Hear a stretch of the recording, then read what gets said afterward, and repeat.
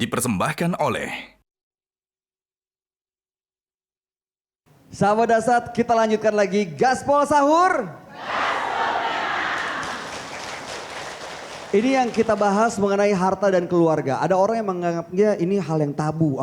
Masa ngomongin soal harta, malu lah, kita kan lebih terhormat. Tapi begitu kejadian, banyak juga keluarga yang akhirnya terpecah belah dan berantakan, putus silaturahmi. Nanti kita akan lanjutkan, tapi izinkan saya untuk menyapa terlebih dahulu ibu-ibu jamaah yang sudah hadir di Masjid Haji Sitimang. Yang pertama ada dari Majelis Taklim PAC Muslimat NU Tamalarea. Lalu kemudian Majelis Taklim Masjid Masdarul Mukminin Jampue. Jampue dari Baru. Jampue Baru. Baru itu ya 4 jam dari Makassar, Mas Bayu. Masya Allah, ya. terima. Berapa? Ya. 2 jam. Ya 2 jam. Terima kasih Ibu sudah hadir. Maafkanlah saya Bu. Biasa saya 5 jam Ibu. Itu dulu Bu. Macet di Maros. Tergantung jamnya berarti. Kemudian Majelis Taklim Masjid Agung Ilaikal Masir. Oh, ada 2. Ada bapak-bapaknya, ada emak-emaknya. Ada 3, ada juga remaja masjidnya. Kompak, alhamdulillah. Dari mana ini Bu? Majene itu salah satu tokoh terkenal kalau tingkat nasional, Baharudin Lopa. Oh, ada tokoh. Itu tokoh. Beliau dari sana. Beliau dari sana, Majene. Itulah kasih. Tokoh pendekar hukum yang sampai sekarang masih melegenda. Luar biasa. Itu ada anak mudanya juga tuh Pak Ustadz. Ya, ada anak mudanya, anak gensetnya itu. Lalu berikutnya dari Majelis Taklim Dharma Wanita Persatuan Al-Ikhlas Kemenak Kabupaten Jeneponto. Kalau di Pulau Jawa terkenal Madura dengan garam, di Sulawesi Selatan Jeneponto terkenal garamnya juga. Oh, gitu. Ibu-ibunya penuh pesona. Masya Allah. Kau tengok Masya Allah. Tapi jangan coba-coba diganggu. Kenapa Pak Ustadz? Wah. Enggak lah ya. Gitu? Sabar ya Ibu. Berikutnya dari Majelis Taklim Masjid Agung Nurul Iman Kabupaten Baru. Kita lanjut lagi di Gaspol Sahur. Pak Ustadz, tadi kan Ustadz menyampaikan kalau yang berkaitan dengan hutang dan warisan itu kalau hutangnya lebih kecil daripada warisannya. Warisannya 15, hutangnya 10, selesaikan hutang baru sisanya dibagikan. Kalau sebaliknya Pak Ustadz, warisannya 10, hutangnya 15. Tetap harus semua warisannya jual. Karena wajib. Kalau tidak dibayar itu informasi agama, maka yang bersangkutan diikat dalam kuburnya, nanti dilepas ketika lunas utangnya. Nah itulah sebabnya sebelum dikubur itu kan, dengar Mas Bayu, ada 7 kewajiban orang hidup terhadap orang mati. Yang pertama adalah menunaikan wasiatnya. Itu dulu, nak besok-besok kalau meninggal kak nak, kubur kak di kampung. Wajib ditunaikan. Kecuali tidak memungkinkan. Dia tinggal di Selayar. Mau dibawa ke pulau badai kencang. Ditunggu masih badai. 1 hari tidak sembuh-sembuh. Boleh. Kenapa? Di luar kemampuan. 2, wasiat yang boleh tidak dilakukan. Bertentangan dengan hukum agama. Dia pemabuk. Nah besok kalau saya mati siram saya hamar. Enggak boleh dilakukan. Ya kan? Ada yang pesan begitu. Dia bilang besok kalau saya meninggal nak, bungkus saya daun pisang karena dia penjual gogos. Gogos tahu gogos itu lemper. Ya, bungkus saya. Kenapa? Supaya saya tidak ditanya malaikat, dikira saya gogos. Begitu dikubur, datang malaikat. Kenapa ada gogos ini? Bakar. Jadi dibakar. Nggak langsung ditanya, langsung dibakar. Ya kan? 1, melaksanakan wasiatnya. 2, membayar utangnya.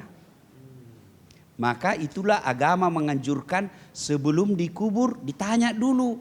Kalau ada utang piutang sampaikan ke kami. Ada utangnya itu. Oke, warisannya dijual semua, masih ada sisa utangnya, kita carikan ahli warisnya yang harus cari. Kalau memang masih kasihan sama yang orang, makanya Bu jangan berutang. Utang boleh, tapi jangan melebihi kemampuan. Jangan sampai lagunya Omai Rama. Gimana tuh? Gali lubang tutup lubang, masuk lubang sendiri. Nah, itu Bu boleh berutang. Ibu kalau gajinya 10 juta, terlalu banyak. Ya, Gajinya 3 juta, jangan berutang 10 juta, nanti makin menderita. Kita berutang itu bukan karena tidak ada rezeki, gaya hidup.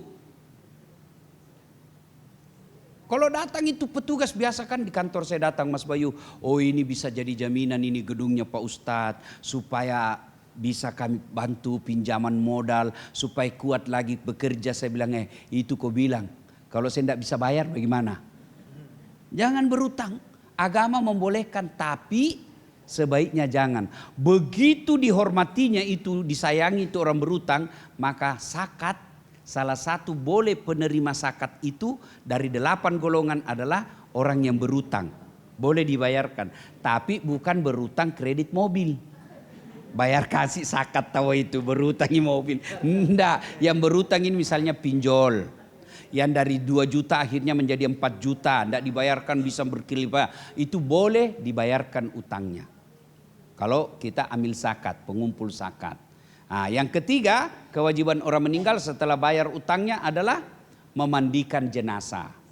Sudah dimandikan jenazah, kewajiban berikutnya mengkafani jenazah.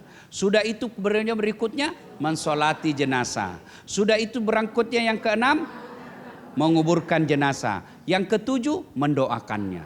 Inilah yang berkaitan pembahasan kita tadi adalah membayar utang-utangnya. Kalau tidak dibayar utangnya, menderitalah kasihan jenazah, nanti dilepas ikatannya setelah lunas utang-utangnya. Masya Allah. Maka jangan berutang Ibu. Nah. Siap.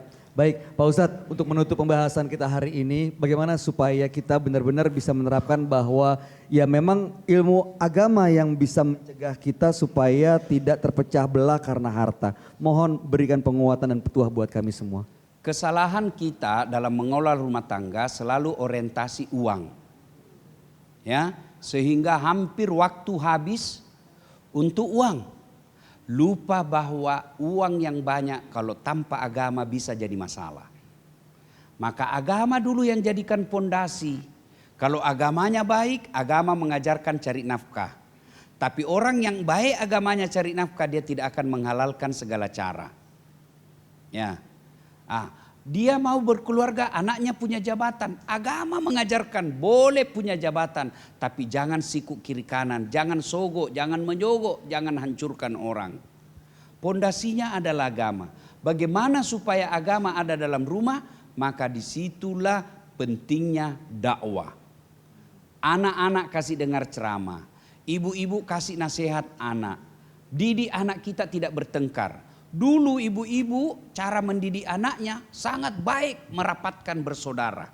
Cara ibu saya dulu merapatkan, masih ingat barangkali ibu-ibu.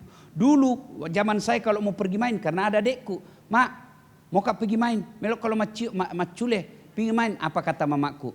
Pergi bawa adekmu. Bawa adekmu kalau menangis adekmu kupukul kok. Akhirnya kita tanggung ini adek. Ada yang ganggu, berkelahi. Akhirnya apa? Kita punya ikatan yang baik. Bersaudara kita. Iya toh? Apalagi hebatnya orang dulu. Itu kalau makan pasti sama-sama. Berjamaah makannya. Sudah diatur itu karena ikan terbatas, lauk terbatas. Dibagikan maki itu secara adil. Kau nak besar mah kau sedikit-sedikit kau makan. Jangan kau terlalu banyak makan ikan nak cacingan kau. Ibu dulu diajar begitu kan. Masya Allah. Apalagi hebatnya ibu dulu. Satu tempat tidur, bertiga kita di atas. Ya toh? Akhirnya apa? Ada mata-mata. Mak, ada pacarnya. Kenapa kau tahu Ina? Kuda apa suratnya? Sekarang satu kamar satu anak. Ma video call mi. hai. Nah kasih lihat hehehe. Coba kalau dia 3 bersaudara di dalam, tidak mungkin ada maksiat begitu. Nah, inilah tata cara mendidik anak kita dekat kepada agama, merapatkan dia bersaudara. Semoga ada manfaat. Insya Allah dahsyat sekali Ustadz atas petuahnya. Terima kasih. Insya Allah akan menguatkan dan juga memotivasi kita semua untuk semata-mata apapun yang kita lakukan hanya untuk beribadah kepada Allah Subhanahu wa taala, mengutamakan ilmu agama dan tidak pernah terpikir sedikit pun untuk terpecah belah antar keluarga apalagi hanya karena harta semata. Terima kasih ibu-ibu yang sudah hadir, bapak-bapak juga selamat kembali ke ke tempat mana? Di Majene. Semoga selamat sampai tujuan dan pemirsa sahabat dasar dimanapun Anda berada. Demikianlah perjumpaan kita hari ini. Selamat menjalankan ibadah puasa. Insya Allah besok kita akan berjumpa kembali. Tentunya di Gaspol Sahur. Gaspol memang. Assalamualaikum warahmatullahi wabarakatuh. Waalaikumsalam. Metro TV.